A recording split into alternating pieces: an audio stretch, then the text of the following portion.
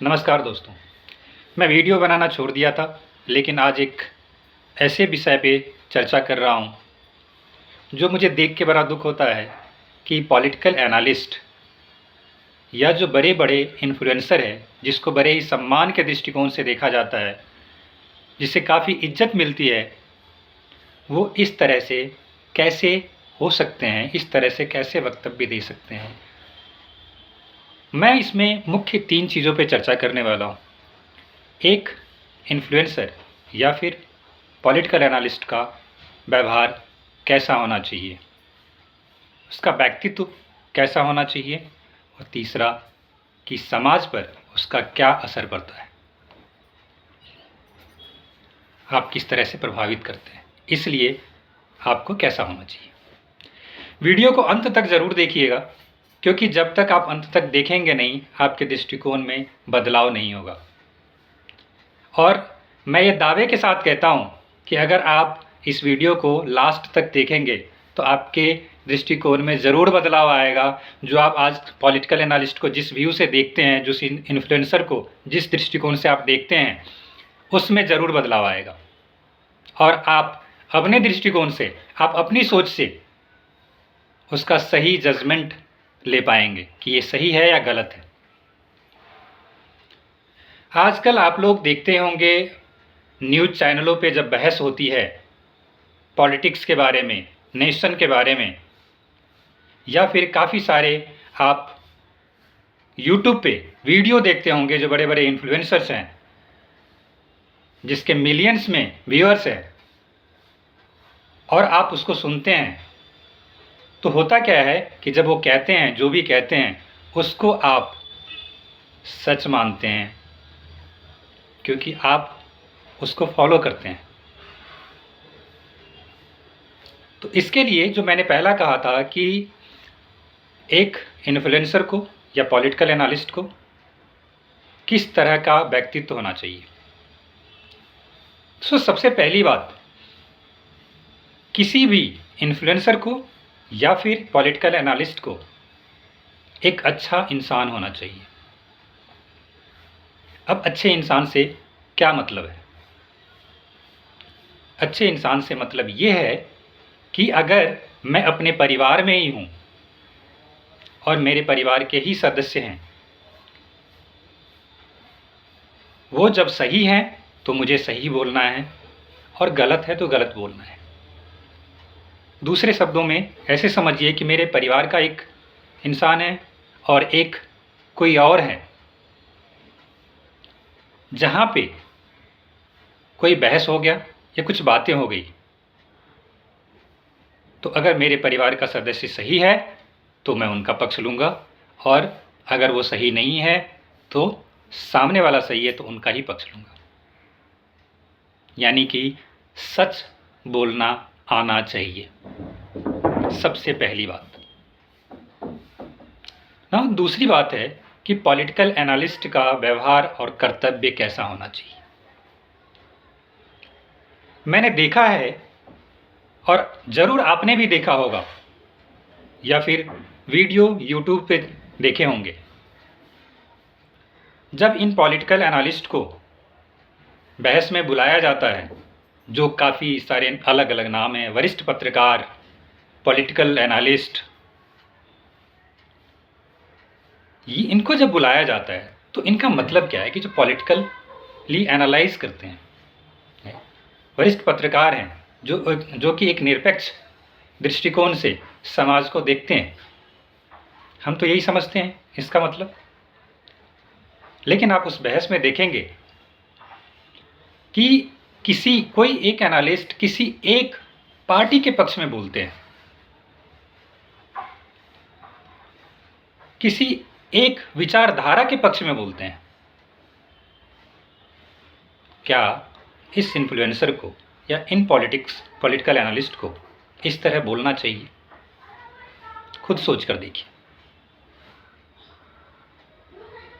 अगर आप किसी पार्टी विशेष को सपोर्ट भी करते हैं, हालांकि मेरे विचार में पॉलिटिकल एनालिस्ट या इन्फ्लुएंसर को किसी पार्टी का सपोर्ट, भले वोट आप किसी और को देते हों, किसी को भी देते हों, लेकिन आपका जब आप बोलते हैं तब आप किसी के सपोर्ट में नहीं होना चाहिए। आपका काम ये है कि जो सच है, जो सही है, आपको जो सही लगता है, हाँ ये भी हो सकता है कि आपको सही लगता हो, मुझे सही नहीं लगता हो, लेकिन जो तथ्यों के आधार पर है,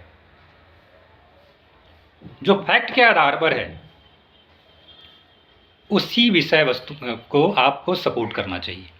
और अगर कोई सही नहीं है तो उसको खिलाफत करना चाहिए, चाहे वो किसी भी पार्टी का हो, किसी भी राजनीतिक पार्टी से बिलोंग्स क्यों ना करता हो। कोई जब सही है तो आप उसे क्यों ना सपोर्ट करें। आखिर ये देश की बात होती है, भले वो पॉलिटिकल पार्टी कोई भी हो, लेकिन अगर कोई अच्छा काम कर रहा है, कोई अच्छी चीज़ें बातें कर रही है, तो हम उसके बारे में सही क्यों नहीं बोल सकते। सिर्फ इसलिए कि आप उसको अच्छे नहीं लगते या आप उनको अच्छे नहीं लगते, इसके लिए हम विरोध करेंगे। दूसरी बात, कभी कभी हम देखते हैं कि न्यूज़ चैनलों पे भी ये आरोप लगते हैं कि ये किसी पार्टी विशेष के पक्ष में बोलते हैं, और अगर ऐसा है, अगर ऐसा होता है तो ये भी गलत है। आपका काम है जो सही है उन चीज़ों को उठाना चाहिए, और जो गलत है उसके खिलाफ बोलना चाहिए, चाहे वो सत्ता पार्टी हो, चाहे विरोधी पार्टी हो। इन पॉलिटिकल एनालिस्ट से मुझे कहना है, मेरा आग्रह है कि अगर आप कभी इस मेरे वीडियो को देख पाते हैं, मेरी बातें आप तक पहुंचती है, तो आप ज़रूर इस पर अमल करिएगा। अदरवाइज़ अगर आपको किसी पार्टी विशेष के बारे में ही बोलना है, चाहे वो गलत है या सही है, तो मैं आज आपका एक नया नाम देता हूँ। You should be called as a political advocate, not analyst. जो भी इस वीडियो को देखते हैं, आप अपना विचार ज़रूर शेयर करिएगा कमेंट में कि आपका क्या विचार है। क्यों ना इन्हें पॉलिटिकल एडवोकेट कहा जाए, जो सिर्फ किसी एक के पक्ष में बोलते हैं, चाहे वो गलत है या सही है। अब जो तीसरा, ताकि इसका समाज पर क्या प्रभाव पड़ता है, तो जैसा मैंने कहा कि इनको लाखों लोग फॉलो करते हैं, और जो ये बोलते हैं उन लोगों पे इसका असर पड़ता है। इवन बिना कुछ सोचे, बिना कुछ समझे जब वो वीडियो देखते हैं तो उसी को पूरी तरह से पूर्णतः सच मानते हैं और उसको फॉलो करते हैं कि नहीं यही सच है। अब सोचिए, अगर आप अपना गलत दृष्टिकोण, आप अपनी गलत विचार साझा कर रहे हैं, तो आप समाज में क्या संदेश दे रहे हैं। मैं ये समझ सकता हूँ कि आपका ऐसा विचार साझा करना आपका ही विचार है, जो आप चाहते हैं कि लोगों पे इसका प्रभाव पड़े, लेकिन एक इंसान होकर सोचिएगा कि क्या आप सही कर रहे हैं, और अगर आप सही नहीं कर रहे हैं तो इसको सुधार लीजिए।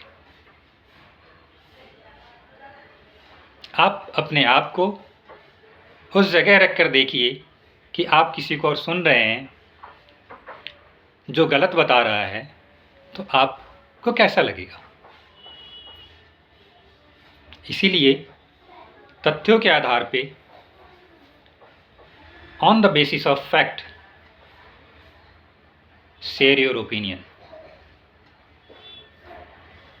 मैं ये समझ सकता हूँ कि एक परिवार में सारे सदस्यों का सोच एक जैसा नहीं होता है, तो ये इतनी बड़ी देश है, करोड़ों की जनसंख्या है, उसमें कैसे मिल सकता है।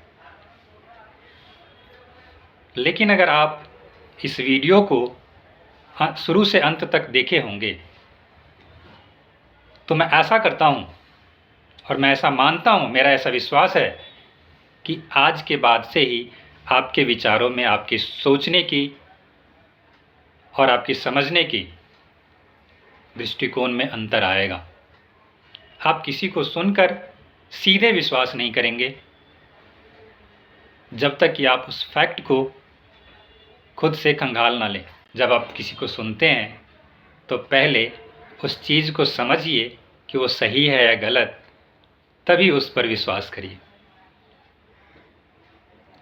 वरना लोग आपको कुएं में धकेलने से भी नहीं सोचेंगे। दुनिया ही ऐसी है।